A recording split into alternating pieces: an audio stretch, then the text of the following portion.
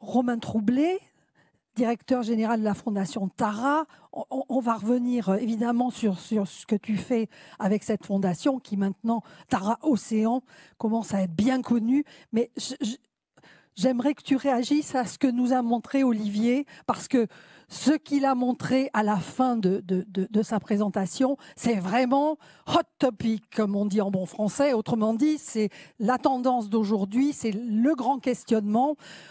On va explorer, vous avez vu que c'est difficile, mais exploiter, qu'est-ce que ça implique? C'est une question majeure, alors que nous nous interrogeons tous sur la question de la protection de l'océan, la protection de cet océan qui lui-même régule le climat. On pourrait en parler pendant des heures, mais j'aimerais ta réaction.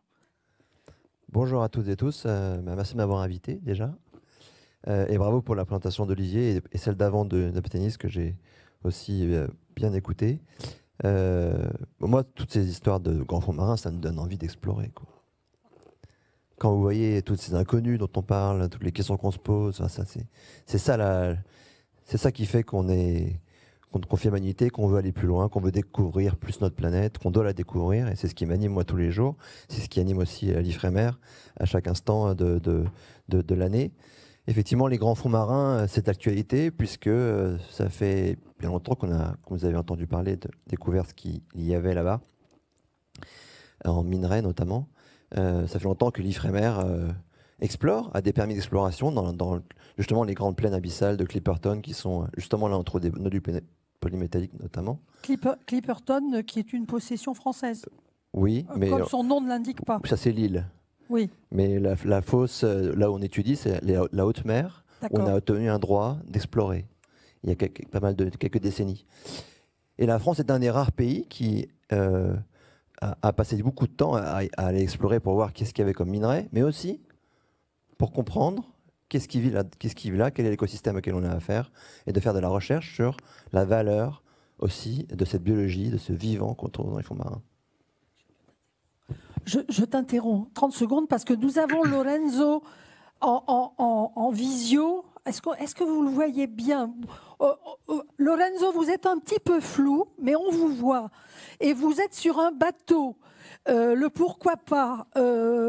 Vous êtes au milieu de l'Atlantique. Dites-nous quand même où vous êtes. Et puis après, je vous reposerai d'autres questions après avoir fait réintervenir Romain. Où êtes-vous? Bien sûr. Bonjour Dominique, bonjour Romain et bonjour à tous les participants en salle et en remote. J'espère que vous m'entendez bien. On vous entend très bien. On vous entend très bien. Je vous parle depuis effectivement le navire. Très bien. Donc je vous parle depuis le navire océanographique Pourquoi pas. Donc le navire amiral de la flotte océanographique française. Nous sommes actuellement à peu près à 500 000 à l'ouest des côtes françaises. On est parti de Brest il y a quelques jours et on est en train de rallier une fosse, la fosse la plus profonde de l'Atlantique septentrional, donc du nord, une fosse qui descend jusqu'à 6000 mètres. Et notre objectif de cette campagne, c'est une campagne technique, c'est une campagne d'essai. Nous sommes en train de finaliser la mise au point d'un nouveau robot d'exploration et de cartographie profonde. J'espère pouvoir vous montrer, je pense que vous avez quelques photos peut-être à montrer tout à l'heure. Et voilà, c'est un projet de développement technologique qui s'inscrit exactement dans ces défis et ces challenges portés par l'exploration profonde, aussi avec un accent très important sur les ressources minéraires. On va y mais revenir, surtout, on comme va on y a déjà revenir, dit, sur les Lorenzo. environnements dans On va y lesquels on revenir retrouve. en détail. Super. Donc, Romain. Pourquoi c'est chaud? Pourquoi c'est chaud en ce moment? Oui, exactement. Pourquoi c'est chaud en ce moment d'aller même faire de l'exploration? Oui. Ça fait depuis 82 qu'on a donné aux États l'opportunité d'aller explorer la haute mer. Donc la haute mer, c'est plus que 200 000 des côtes, 350 km d'une côte. On est en haute mer. 200 000, vous avez dit, c'est combien? 350 km. 350 km, oui, parce que tout le monde compte pas en 1000 quand même, sur Terre. De côte. Et ça fait depuis 82 qu'on a donné le droit au pays de demander des permis d'exploration, d'aller voir ce qu'il y a comme minerai, d'aller voir ce qu'il y a comme pétrole, d'aller voir ce qu'il y a comme, aussi comme vivant. Et il y a 2 ans, il y a un petit état insulaire qui s'appelle Nauru dans le Pacifique, qui a demandé le permis d'exploitation. Et donc là, l'ONU avait 2 ans pour répondre à cette question et donner accord ou pas accord à ce permis d'exploitation. Et donc, ils ont donné ce permis pour une entreprise américaine qui opère depuis le Canada. On appelle, il s'appelle The Metal Company, qui veut aller explorer et prendre du nickel, comme tous les points qu'a décrit Olivier juste avant. Et donc les États ont dit, est-ce qu'on est vraiment sûr qu'on veut faire ça? Est-ce qu'on a bien mesuré et évalué les impacts d'une telle exploration, d'une telle exploitation? Est-ce qu'il y a un règlement qui est mis en place? Non. Est-ce qu'on sait ce qui va se passer? Les autres impacts qu'on va perdre? Les valeurs qu'on va perdre quand on va faire ça? On ne le sait pas encore. Les ONG se sont mobilisées. La France s'est mobilisée. Le président Macron a été un des premiers à demander l'interdiction de l'exploitation des fonds marins à l'avenir. D'autres pays ont demandé un moratoire de 10, 15 ans, suivant les... Donc il y a une trentaine de pays qui commencent à s'opposer à ça. Et en juillet dernier, on a décidé de reporter de 2 ans la décision et d'avoir 2 ans pour mettre au point un éventuel règlement de contrôle. Sauf que dans les grands fonds marins, là où l'Ifremer va envoyer Ulix, il n'y a personne pour vérifier ce que Ulix va faire. Justement, ça c'est... Merci la transition. Alors, mais que va faire Ulix, Lorenzo? Et avant de nous dire ce qu'il va faire, dites-nous à quoi il ressemble. Nous avons vu le Nautile présenté par Olivier Lascar, ce superbe gros cigare ou jaune hein, qu'on connaît, Nautile et puis Nautilus. Hein, nous sommes à Nautilart, donc il y a une correspondance. Ulix, alors Ulix, il est vraiment pas encore très très connu, il faut l'avouer. Ça va devenir un champion, donc il a un peu une tête de cachalot. Jaune encore. Pourquoi jaune d'ailleurs? Pourquoi jaune? Le jaune, c'est une couleur déjà très joyeuse qui nous permet en fait de le voir en surface, en subsurface, quand il est proche de la surface, ce qui n'est pas vraiment son environnement naturel. C'est une espèce qui vit très profonde, mais lorsqu'il revient en surface pour être récupéré et remis à bord sur le bateau océanographique qu'il a mis en œuvre, le jaune le rend de plus visible aux yeux depuis le navire.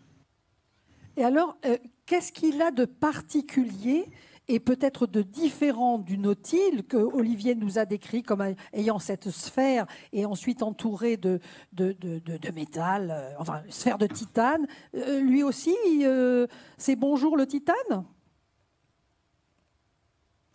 Bien sûr, le titane, c'est un alliage métallique qui est beaucoup utilisé dans ces constructions de robots sous-marins. En fait, la différence par rapport au système d'exploration qu'Olivier a présenté, ce sont des sous-marins habités. Donc, il avait parlé effectivement des sous-marins scientifiques et une distinction entre les sous-marins scientifiques et les sous-marins militaires. Ce qu'on a devant les yeux, donc Ulix, c'est un robot sous-marin. Donc, c'est un sous-marin à l'intérieur duquel il n'y a aucun humain, il y a juste plusieurs ordinateurs qui sont interfacés à des capteurs et à des actionneurs qui permettent, avec des ressources énergétiques embarquées elles aussi sur le robot, de se déplacer sous l'eau et d'aller explorer les fonds marins à des grandes immersions et surtout sous des énormes étendues. C'est la surface de couvrement qui est très importante. Dites-moi, il a une autonomie de combien, vous? Il est totalement autonome ou bien il y a un câble comme un ombilic qui le tient? Alors, c'est un robot autonome. D'ailleurs, la terminologie anglaise, ça serait AUV, donc Autonomous Underwater Vehicle, donc véhicule sous-marin autonome. Il est autonome pour 3 raisons. La première, c'est qu'il est autonome d'un point de vue énergétique. Ça veut dire qu'il intègre lui-même sa propre source d'énergie, qui ce sont des batteries. Il est autonome d'un point de vue physique, dans le sens qu'il n'est pas relié à aucune façon aux bateaux ou aux moyens de mise en œuvre en surface, comme le sont par exemple les robots à câble. Dans le cas d'un AUV, on n'a aucun câble qui nous relie à la surface. Et après, il est autonome d'un point de vue de gestion de sa propre mission au fond. En fait, nous, en tant qu'ingénieurs, on travaille avec les scientifiques pour donner des objectifs de mission à ce robot, qu'il utilise ensuite sa propre intelligence embarquer et ses capteurs pour se diriger et réaliser ces missions qu'on lui a données. Justement, Donc voilà les trois aspects de l'autonomie.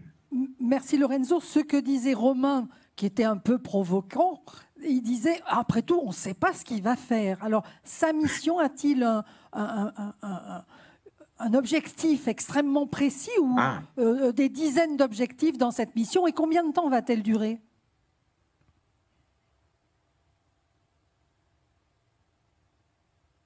Alors, on sait exactement ce qu'il va faire, dans le sens que l'objectif du LIC, c'est d'être nos yeux, nos capteurs, au fond de la mer. On veut aller explorer, comprendre, étudier.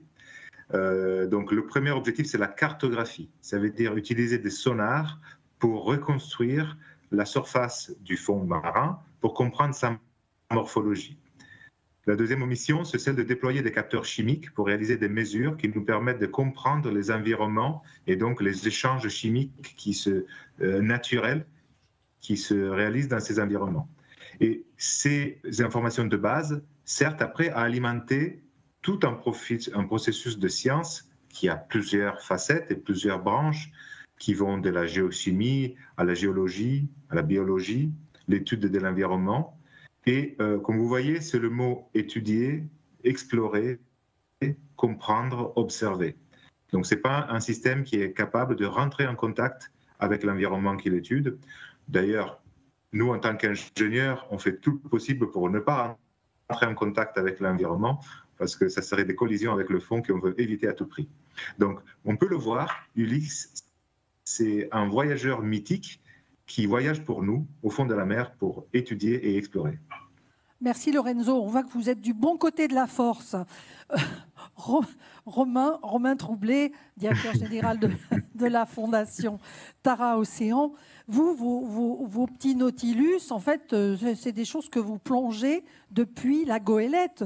Redis-nous, comment tout l'équipage s'organise? Ça ne va pas très profond, là, si? Non.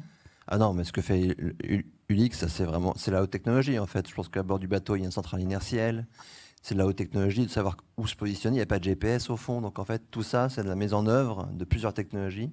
C'est pour ça que je pense que la campagne d'essai va être compliquée. C'est qu'en fait, il faut que tout fonctionne et qu'on n'a pas accès vraiment trop à ce qui se passe à bord quand on est en surface. Une centrale inertielle, ça permet de savoir ça permet tout moment comment mesurer on toutes les accélérations dans toutes les dimensions. Ouais. Et de enregistrer ça et d'essayer de savoir du coup où on est. C'est un autre nom en surface, mais ça existe aussi en surface. Bref, de la haute technologie qui est déployée par l'Ifremer. Et ma petite boutade tout à l'heure, c'est qu'en fait, on a beau mettre tous les règlements qu'on veut, nous, dans notre droit humain, sur l'exploitation des fonds marins demain, à la fin, l'exploitant sera au fond de la mer.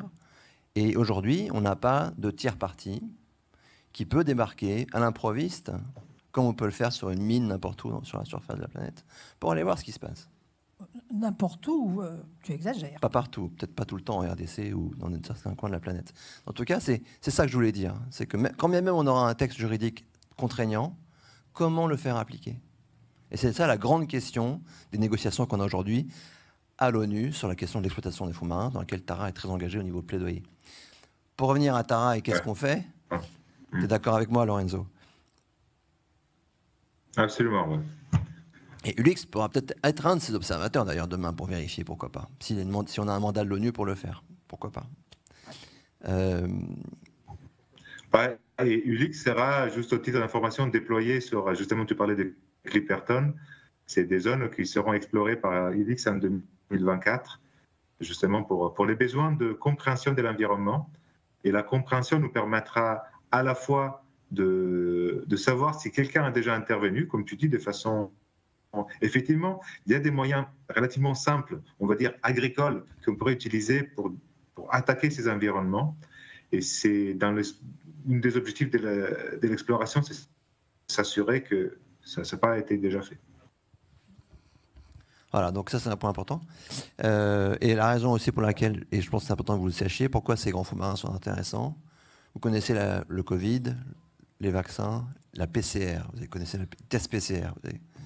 La PCR, c'est une polymérase qui a été découverte dans des sources hydrothermales pas au fond marin, pas dans les grands fonds marins, plutôt au Yellowstone en Amérique. Mais ça veut dire que dans les fonds marins, il y a des bactéries qui font des molécules sans lesquelles, aujourd'hui, le Covid aurait fait des ravages dans l'humanité, par exemple. Je me permets de t'interrompre parce que c'est très exactement ce que fait une chercheuse à Lille, Aurélie Taziemski. Elle a trouvé sur un petit organisme des bactéries qui le protègent. Et en ce moment, il est mis au point un antibiotique extraordinaire pour lequel il n'y a pas d'antibiorésistance. Parce que comme c'était au fond depuis des lustres, l'évolution fait qu'on ne le connaît pas et donc il agit de manière extraordinaire. C'est vrai que ce n'est pas pour vendre le fond marin, c'est pour de vrai. Et les chercheurs l'identifient, les chercheuses et les chercheurs. Alors redis-nous, toi tu plonges quoi depuis la Alors nous, Tara, c'est une fondation qui opère une goélette, demain qui opère un deuxième bateau qui sera dédié à l'étude de l'océan Arctique, au pôle Nord. Et la goélette Tara est toute petite, elle fait 36 mètres, c'est un gros bateau quand même pour nous tous, mais pour un autre bateau océanographique, c'est tout petit. Ça a des voiles, ça dérive, c'est pas comme le pourquoi pas qui peut rester au même endroit sans se mouiller une encre. Mais Tara, nous, on ne peut pas. Dès qu'on arrête le moteur, on n'a pas de système pour rester au même endroit sans mettre la chaîne dans l'eau. Donc c'est un bateau qui n'est vraiment pas adapté pour faire l'océanographie au départ. Sauf qu'on a décidé, avec ce bateau, de faire autre chose, de s'intéresser à la vie dans la colonne d'eau, entre 0 et 1000 mètres, la zone mésophotique, avant les abysses, pour essayer de comprendre tout ce qui se passe au niveau de la chimie, de la biodiversité, de ces organismes marins souvent microscopiques, entre la surface et 1000 mètres de profondeur. Donc on envoie au bout d'un câble, nous, des capteurs, on envoie aussi des pompages, on pompe de l'eau à 300 mètres, parfois 200 mètres, pour pomper de l'eau, parce qu'il y a beaucoup d'études qui ont besoin de beaucoup d'eau pour mesurer la vie qui est dedans. On envoie aussi des rosettes, que aussi l'Ifremer opère beaucoup sur ces bateaux, qui sont des capteurs, qui sont des espèces d'engins qui sont accrochés à un câble, avec plein de bouteilles dedans, et on ferme les bouteilles pour capter l'eau à la profondeur qu'on veut, et on la ramène à la surface, et après on étudie ce qu'il y a dedans. Vous étudiez, l'équipe étudie à bord du bateau, ou bien les infos sont envoyées ailleurs pour être moulinées et encore mieux interprétées? Alors en général, sur tous les bateaux de la planète, en mer, ce qu'on fait surtout, c'est qu'on prend des données. On prend le plus d'informations. On essaie de capter tout ce qu'on peut capter de l'environnement dans lequel on est. Ça coûte tellement cher. C'est tellement compliqué d'avoir l'autorisation. Ça coûte tellement cher, tellement complexe d'aller en mer et en haute mer et de faire ce qu'on fait, que chaque minute du bateau, en tout cas c'est le cas pour Tara, est dédiée à la qualité d'information.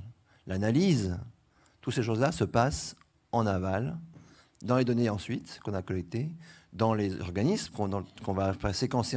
Donc on va séquencer l'ADN ensuite dans les laboratoires pour comprendre les gènes, pour comprendre tout l'ARN. Vous connaissez tous l'ARN messager maintenant, c'est ça qui est génial avec ce Covid, c'est que tout le monde a fait des petits progrès en biologie moléculaire pour comprendre toutes ces expressions de gènes qui déclenchent des molécules, des polymérases dont j'ai parlé, d'autres molécules intéressantes pour la santé, pour l'industrie aussi parfois. Et c'est ça que ça se fait en laboratoire, au CEA, en tout cas en France pour nous, et au CNRS à grande échelle. Alors redis-nous un peu le dernier voyage de la goélette qui a été très long. Elle a suivi plein de côtes, enfin votre équipe, parce que ça tourne. Ça tourne, oui. Voilà. Bah, oui. Mais ça a duré quoi, 1 an et demi? Elle a duré 2 ans, elle est partie en plein Covid, ouais, elle a duré 2 ans. On a un peu galéré dans le Covid dans quelques pays, où le bateau était parfois confiné. Confiné à bord d'un bateau dans un port, c'est pénible. Mais elle n'a pas arrêté de naviguer. Et c'est ça où c'est très complémentaire de ce que peut faire l'Ifremer, c'est que la goélette Tara, on la déploie sur 2 ans. On s'intéresse à un écosystème dans plein d'endroits différents pendant 2 ans. Où par exemple? Là, en l'occurrence, pendant 1 an et demi, on a fait le tour de l'Amérique latine, beaucoup de temps au Chili notamment. Et ensuite, on a descendu l'Atlantique, la côte atlantique. On est allé étudier l'Amazone, le panache de l'Amazone. On a croisé d'ailleurs un des bateaux de l'Ifremer, l'Antea. Et puis on a continué jusqu'en Antarctique, tout le temps en faisant la même chose.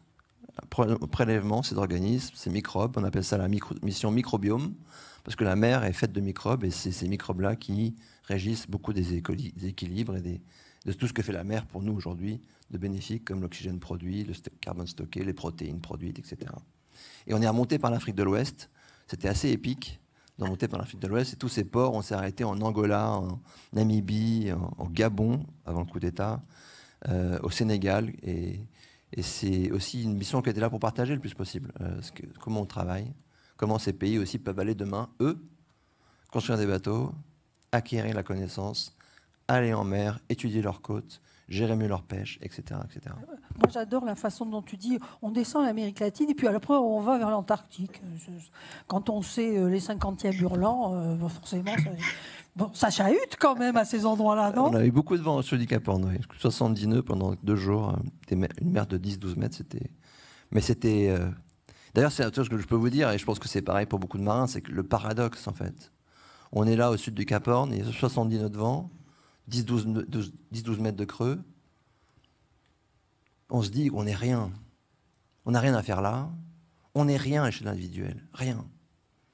Quand on arrive en Antarctique, moi je suis allé il y a 15 ans, je suis retourné là, on ne voit pas de différence de ce qu'on a vu il y a 15 ans. Et quand on regarde les chiffres, en fait c'est tout l'inverse. Collectivement, on a un impact majeur. Et ce paradoxe, il est saisissant parce que quand vous êtes au milieu de l'Antarctique, vous avez ces albatros qui vous narguent en disant « mais qu'est-ce que vous êtes vraiment des cons sur vos bateaux, nous on s'éclate ici ».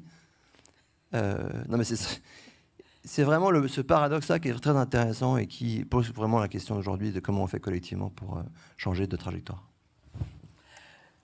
Je pense qu'à ce stade, Lorenzo va nous écouter, et toi aussi Romain, parce qu'on va passer ce petit film de la flotte océanographique française avec du son, je crois qu'il y en a, qui montre quand même, n'oublions pas que nous avons la 2e superficie marine après les États-Unis. Il ne faudrait pas l'oublier quand même si nous sommes peut-être la 5e ou 6e puissance.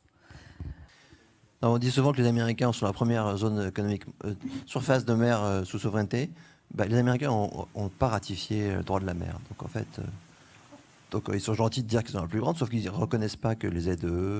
Voilà. Donc, moi, je pense qu'il faut dire que l'Europe est la première, oui. Et c'est la vérité. Oui.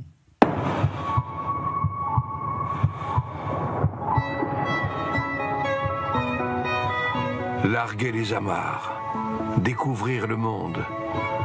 Les navires de la flotte océanographique française, opérés par l'Ifremer, rayonnent sur les mers du globe. Les cartes se déploient, les routes maritimes sont sans fin.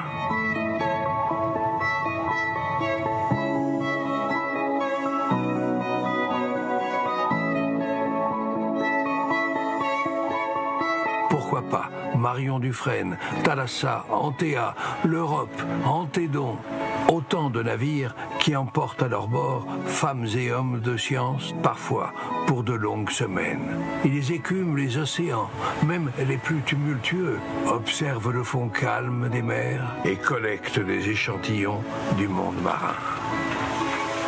Ce sont les illustres héritiers des explorateurs des siècles passés. Ces héros dont les noms évoquent mystère et aventure, passion de la science et du savoir. Louis-Antoine de Bougainville, auteur du premier tour du monde sous pavillon français. Jean-Baptiste Charcot, explorateur des pôles. Anita Conti, première française océanographe.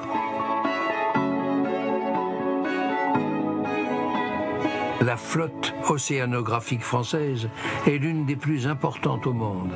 De jour comme de nuit, sans relâche, ses 18 navires et leurs 6 engins sous-marins sillonnent les mers au service de la communauté scientifique.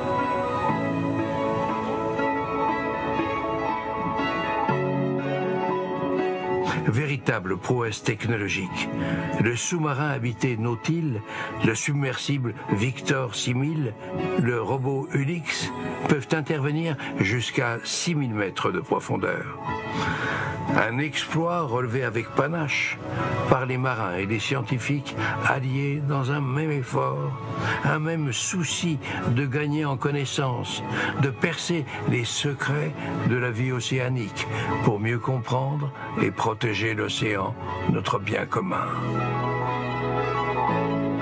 La flotte océanographique française est aussi reconnue pour ses équipements de pointe et ses instruments hors normes, conçus par des ingénieurs qui encouragent l'audace, celle d'aller toujours plus profond, plus loin, plus longtemps, de poursuivre les recherches pour connaître plus intimement l'océan.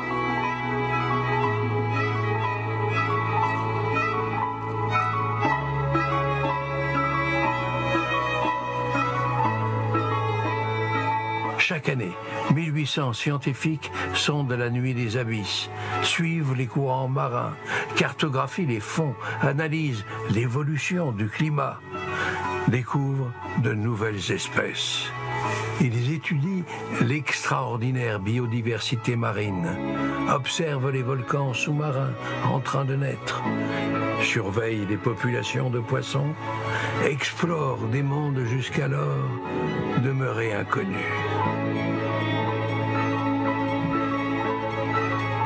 L'océan, ce royaume si vaste, si difficile d'accès, qui semble si puissant, nécessite toute notre attention pour que, encore et toujours, il continue de nous émerveiller, de nous procurer inspiration et respiration. La vie a surgi de la mer et lui demeure à jamais attachée.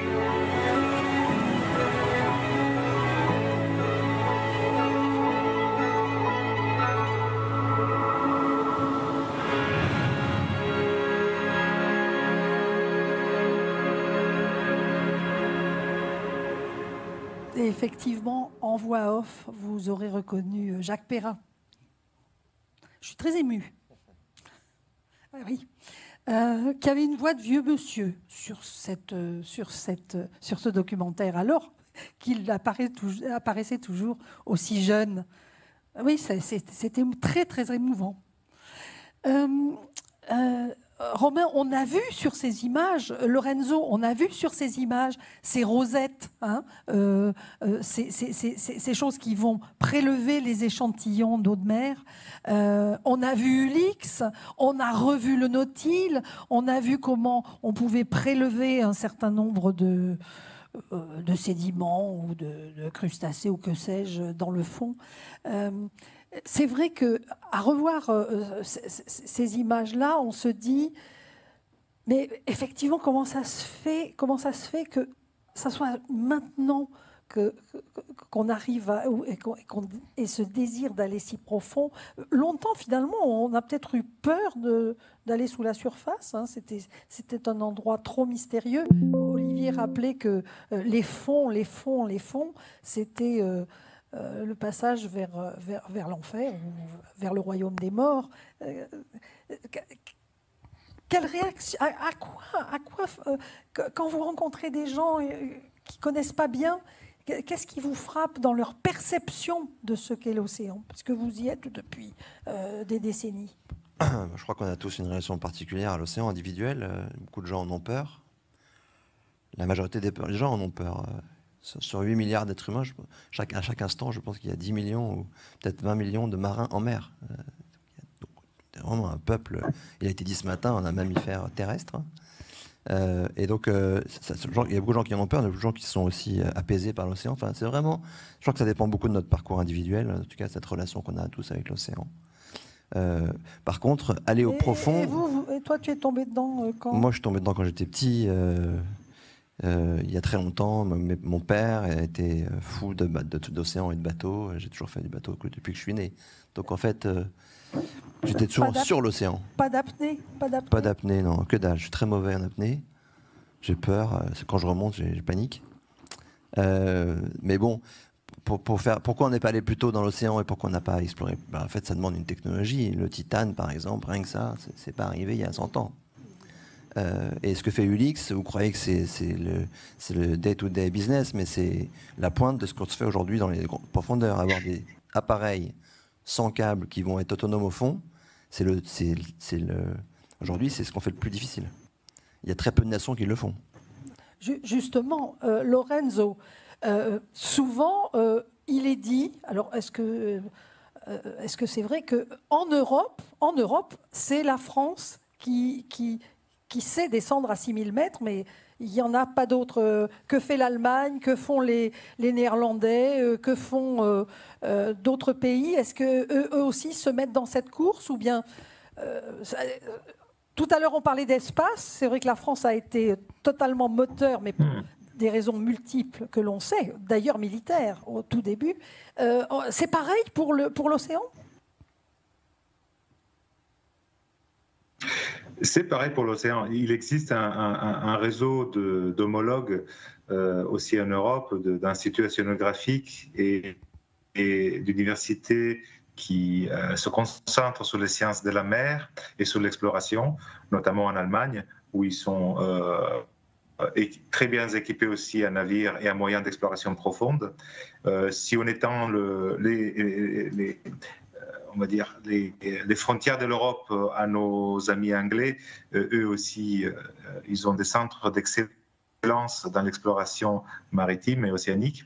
Donc, en fait, dans tous les pays, on retrouve ces types de compétences, mais c'est vrai que la France a une vraie histoire à raconter dans l'exploration sous-marine, et ceci s'est traduit aujourd'hui dans le centre d'excellence qui est l'Ifremer et la flotte océanographique, qui d'un point de vue de moyens, de capacités humaines, et probablement se place au plus grand échelon dans le monde.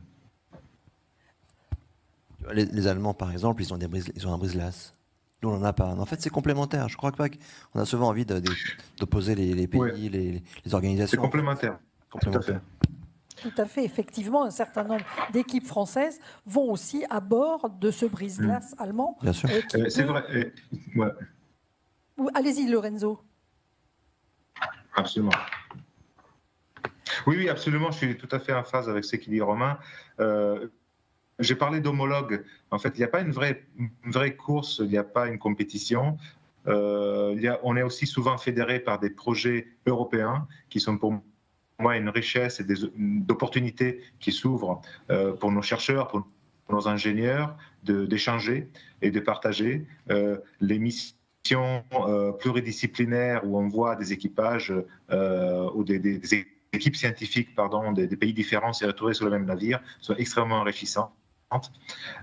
C'est vraiment le monde de la science et c'est pour ça que je suis très fier d'avoir l'opportunité de travailler dans ce milieu aussi. Donc, une question toute bête, mais dans ce que tu as fait, ramasser, échantillonner, qu'est-ce qui a été le plus surprenant finalement?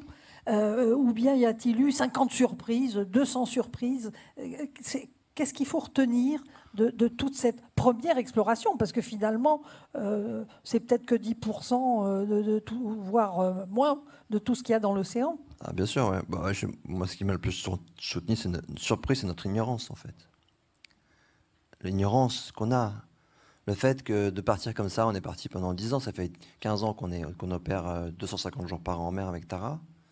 On a découvert, entre la surface et le fond et 1000 mètres de profondeur, des 200 000 virus. On en connaissait 34 il y a 10 ans. Quoi, 200 000 virus, oui, des types de virus. Est-ce qu'on a de quoi s'inquiéter ou bien? Non, ce pas des virus pathogènes pour nous. C'est des virus indispensables à l'évolution, à la biodiversité. Vous savez, les virus, ils infectent un organisme, puis quand ils le tuent, ils partent avec un peu d'ADN de celui-là, puis ils le mettent dans un autre. En fait, les virus sont reconnus comme d'être des vecteurs de biodiversité très importants, indispensables à la vie sur cette terre. Parfois, il y a des pathogènes. Bon, ils sont aussi là pour réguler les populations, parfois.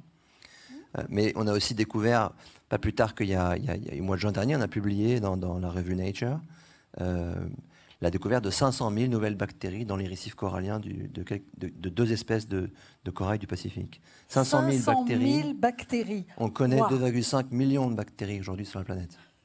On en découvre 500 000 dans 2 espèces de récifs de corail du Pacifique.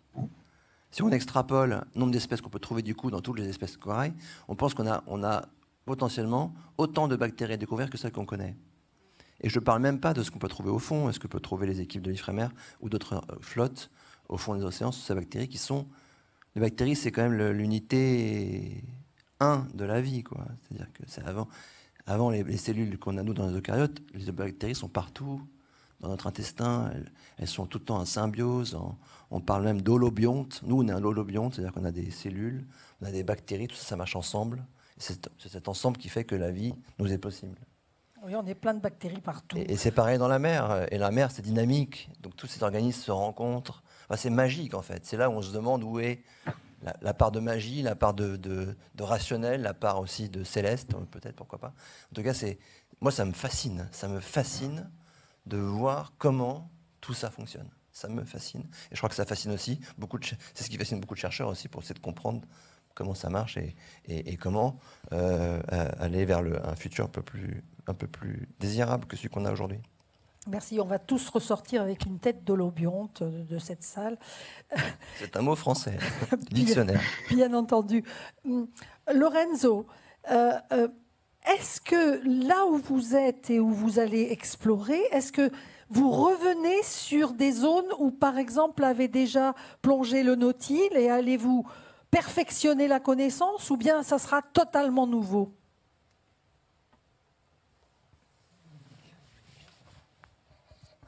Effectivement, c'est une question très intéressante parce que pour resituer le contexte, nous sommes en train de réaliser une mission d'essai technique. Donc, on n'a pas de scientifiques à bord, on a essentiellement des ingénieurs à bord pour la mise au point de ce robot sous-marin. Mais on va effectivement profiter de cette opportunité d'être sur site, sur zone, pour valoriser nos plongées et aussi le transit du navire. Je vais en dire quelque chose en plus. Et donc, on va effectivement plonger sur des sites que les scientifiques nous ont suggérés parce qu'on a vraiment très peu de connaissances d'un point de vue cartographique et environnemental de ces zones.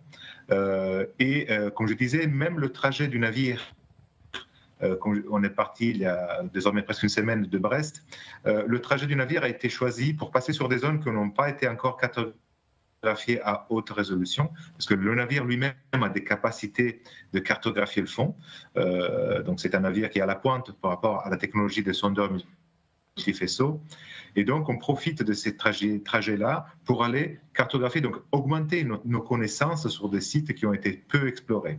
Et dès demain soir, ULIX va plonger sur cette fosse avec des immersions entre 5 et 6 000 mètres qui sont très très peu connues. Et donc on va ramener à terre un bagage de connaissances et surtout de données qu'on va fournir aux scientifiques. Et comme le disait Romain, on essaie de capitaliser le temps à bord pour optimiser, pour maximiser la quantité de données qu'on est capable de ramener avec nous, sachant qu'un aspect fondamental dans cette donnée, c'est le géoréférencement. Donc, savoir exactement où cette donnée a été échantillonnée, où a été prise l'image du fond par les sonars.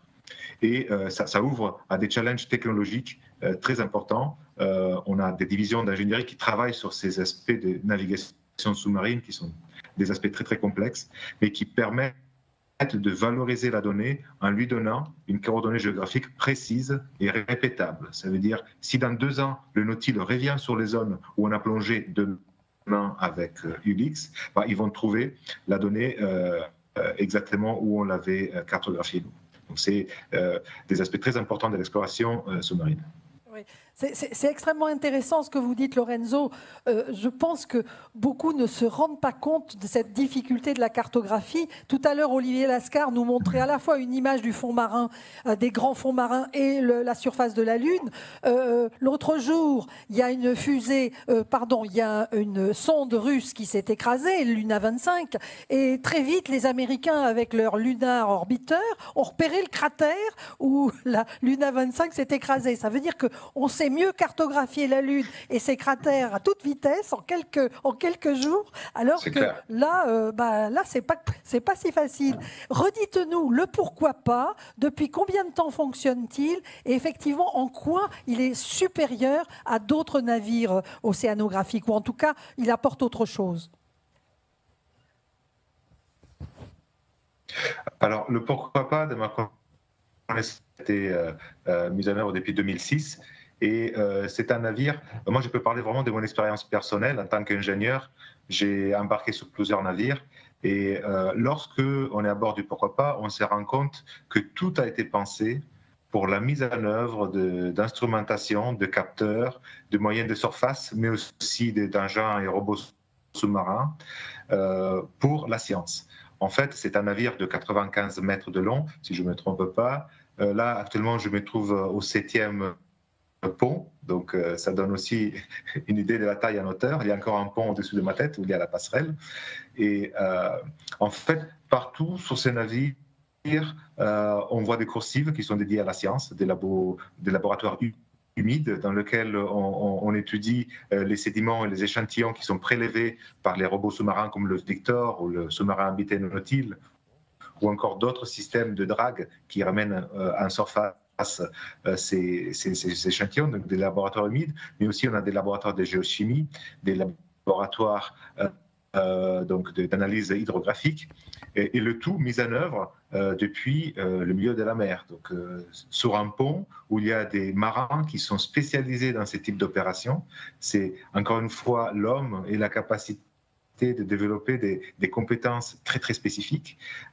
Nous avons un équipage, si je ne m'abuse pas, de 35 personnes, dont le personnel pont,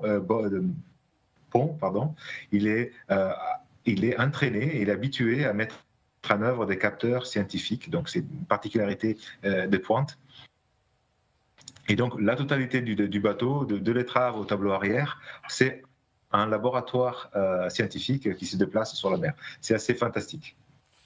On comprend à quel point vous aimez ce bateau, Lorenzo.